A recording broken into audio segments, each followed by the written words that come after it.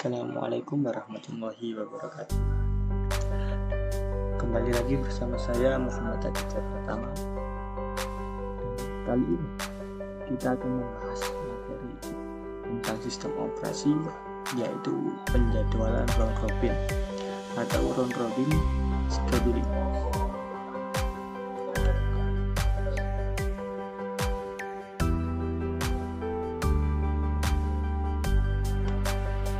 Materi yang akan kita bahas yaitu pertama mengenai pengertian penjadwalan round robin secara umum. Tapi sebelum itu saya akan menjelaskan apa sih penjadwalan itu secara umum. Lalu juga ada konsep kerja penjadwalan round robin, yaitu cara kerjanya penjadwalan round robin. Juga ada ilustrasi penjadwalan round robin, lalu juga ada contoh dalam tabel. Untuk materi yang pertama yaitu pengertian penjadwalan round robin secara umum. Penjadwalan proses. Penjadwalan proses merupakan kumpulan kebijaksanaan dan mekanisme di sistem operasi yang berkaitan dengan urutan kerja dilakukan sistem komputer. Penjadwalan bertugas memutuskan yang pertama proses yang sedang berjalan, juga kapan dan selama berapa lama proses berjalan.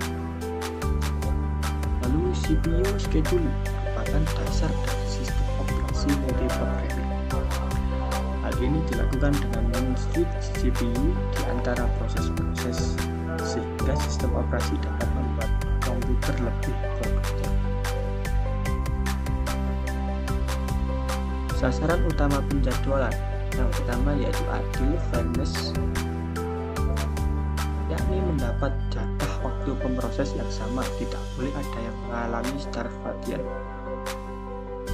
Lalu efisiensi dihitung dengan perbandingan waktu sibuk pemroses atau pemroses diusahakan sibuk. CPU utilization maximum. Lalu yang ketiga response time interaktif, waktu yang diperlukan dari perintah masukan terakhir sampai ditampilkan di perangkat atau terminal, disebut juga terminal response time.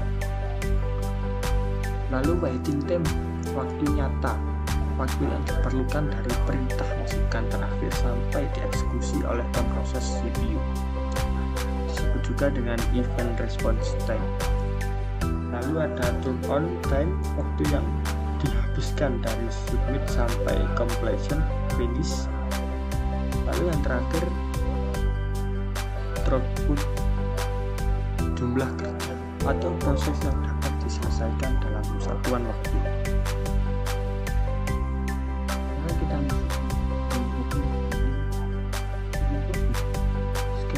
merupakan salah satu algoritma scheduling pada CPU di mana semua proses akan dieksekusi secara dulu. Algoritma ini akan menjalankan suatu proses dalam batas waktu tertentu, dan apabila proses tersebut telah berjalan melewati batas waktu yang ditentukan, maka proses ini akan otomatis diberhentikan sementara atau pause dan dimasukkan ke dalam antrian proses queue yang paling belakang. Kemudian algoritma ini akan lanjut menjalankan proses lain dari queue yang paling depan. Round robin adalah salah satu algoritma scheduling yang paling tua, mudah diterapkan, serta paling sederhana untuk digunakan.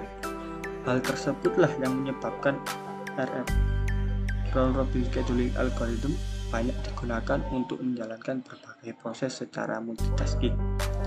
Selain itu, algoritma round robin juga bersifat starvation free, yang berarti algoritma ini dapat menjalankan semua proses secara bergantian tanpa memprioritaskan proses-proses tertentu atau low priority proses.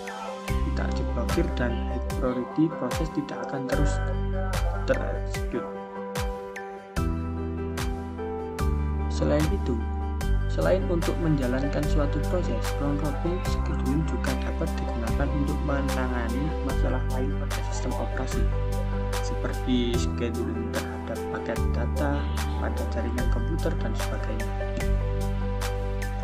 Lalu kita akan masuk pada konsep kerja penjadwalan round robin. Konsep kerja penjadwalan round robin seperti yang telah dijelaskan sebelumnya. Algoritma RMS bekerja dengan menggunakan sistem time sparing atau pembagian waktu secara adil pada setiap proses yang akan dieksekusi atau dijalankan, yakni dengan menggunakan static quantum time atau setiap proses pemeroleh 1/n atau keseluruhan CPU. Hal ini berarti algoritma ini akan mengeksekusi atau menjalankan suatu proses berdasarkan quantum time yang telah diberikan. Apabila waktu eksekusi tersebut telah habis, maka algoritma ini akan berhenti menjalankan proses tersebut dan memasukkannya pada buku terakhir. Kemudian algoritma ini akan melanjutkan eksekusi pada proses lain yang berada pada antrian paling depan berdasarkan quantum time yang diberikan dengan urutan kerja yang sama dengan proses sebelumnya. Singkatnya, setiap proses akan mengalami eksekusi dan pause yang sama berdasarkan quantum time yang diberikan, serta tidak ada prioritas tertentu dalam algoritma ini. Konsep kerja dari algoritma round robin ini tentunya sangat bergantung pada quantum time yang telah ditentukan, umumnya antara 10–100 milisecond. Hal ini dikarenakan apabila quantum time yang diberikan terlalu kecil, maka akan menimbulkan adanya konteks switching yang lebih besar pada proses, sehingga dapat menyebabkan terjadinya overhead pada CPU. Begitu juga sebaliknya, apabila quantum time terlalu besar, maka response time dari proses-prosesan terkait akan semakin tinggi. Ini masuk pada ilustrasi penjadwalan round robin. Selanjutnya saya akan mengilustrasikan bagaimana cara kerja dan dari penjadwalan round robin.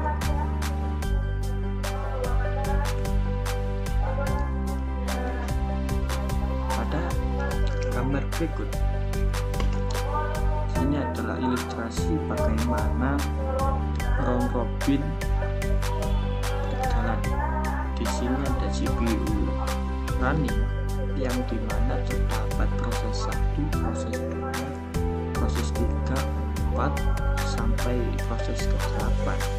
Dari masing-masing proses berikut terdapat 3 time units yang ini dikerjakan, tetapi pada kuantumnya dibatasi 2 unit. Semua proses yang berjalan 2 unit ini terbagi rata. Jika ada proses 1 ini 3 time unit, juga B2 terdapat 4 time unit,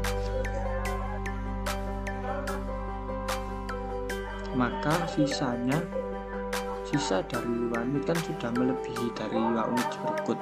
Sisanya ini akan diantrikan kembali pada urutan paling belakang setelah proses ke-8, karena sudah dibatasi oleh kuantum berikut. Nah, ini ada 2 unit.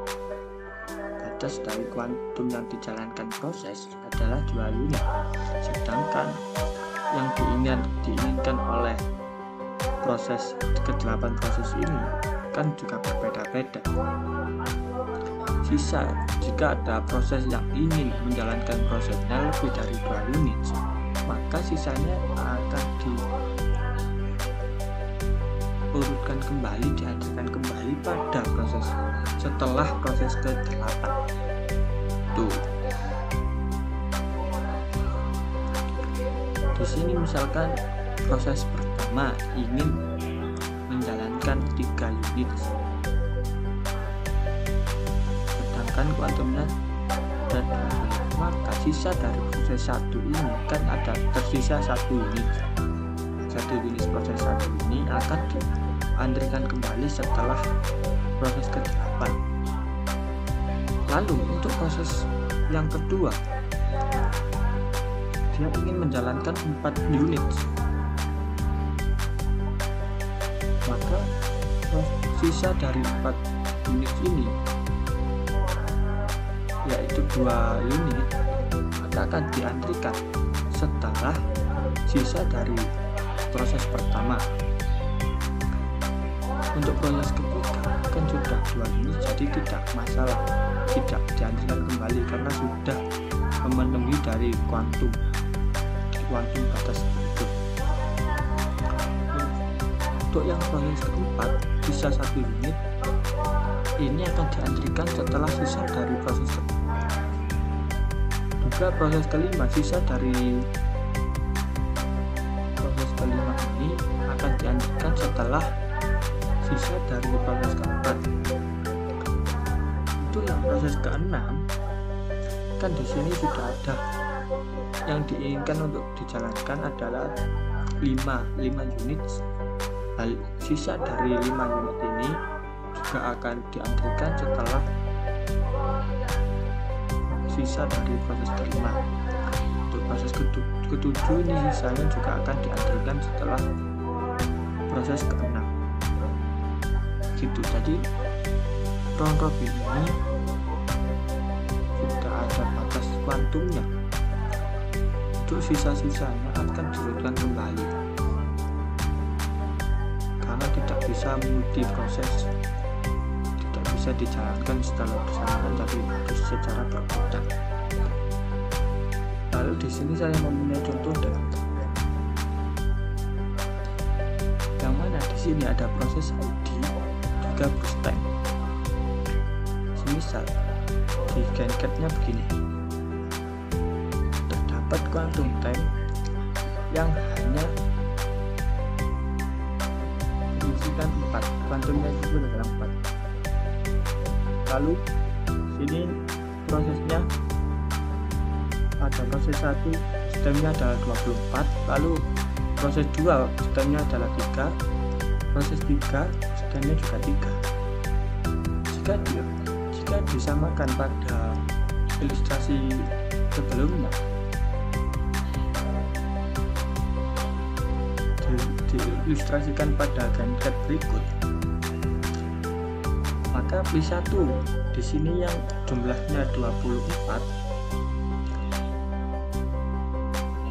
kan 24 kan juga melebihi kuantum time yang ditentukan, maka dari 0 ke 4 ini dijalankan proses 1. Setelah melebihi 4, maka akan dijalankan oleh proses yang kedua, yakni 3 kuantum, tidak melebihi batas kuantumnya 3. Di sini ada P2 juga P3. Sisa dari P1 ini akan diurutkan kembali pada setelah proses ketiga. Setelah proses kedua selesai, proses ketiga selesai, lalu akan dilanjutkan oleh proses pertama tadi yang melebihi kuantum atas kuantum di atas. Proses 1 sampai 24 tadi.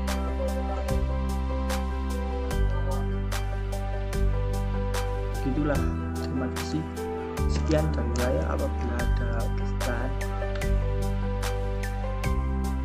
Assalamualaikum warahmatullahi wabarakatuh.